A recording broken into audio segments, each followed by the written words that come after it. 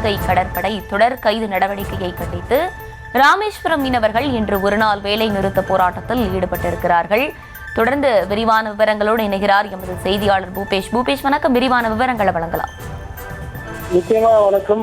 ராமநாதபுரம் மாவட்டம் ராமேஸ்வரம் பகுதியிலிருந்து 300க்கும் மேற்பட்ட விசைப்படகுகளை மீன்பிடி அனுமதி சீட்டை பெற்றுக்கொண்டு மீன்பிடிக்க சென்ற மீனவர்களை எல்லை தாண்டி மீன்பிடிப்பதாக கூறி இலங்கை கடற்படையானது ஒரு விசைப்படகு அதில் இருந்த 3 மீனவர்களை கைது செய்து ஊர்காவல்துறை நீதிமன்றத்தில் ஆஜர்படுத்தி அதன் பின்னர் தற்போது அவர்கள் சிறையில் இருக்கக்கூடிய சூழலில் தொடர்ச்சியாக இது போன்ற இலங்கை அரசின் கைது நடவடிக்கையை கண்டித்து ராமேஸ்வரம் பகுதியைச் சேர்ந்த மீனவர்கள் இன்று ஒரு நாள் அடையாள வேலைநிறுத்த போராட்டத்தில் ஈடுபட்டு வருகின்றனர். இதன் காரணமாக ராமேஸ்வரம் பகுதியில் ஜட்டி உள்ளிட்ட துறைமுகங்களில் படகுகள் அனைத்து நங்கூரமிட்டு நிறுத்தப்பட்டுள்ளது. இதன் காரணமாக சுமார் 10 கோடி ரூபாய்க்கு மேல் இந்த மீனவர்களுடைய இழப்பானது ஏற்பட்டிருக்கக்கூடிய சூழலில் தங்களுடைய வாழ்வாதாரம் கருதி இதற்கு நிரந்தர தீர்வு காணப்பட வேண்டும் என மத்திய மாநில அரசுகளை மீனவர்கள் தரப்பில் கேட்கப்பட்டுள்ளது.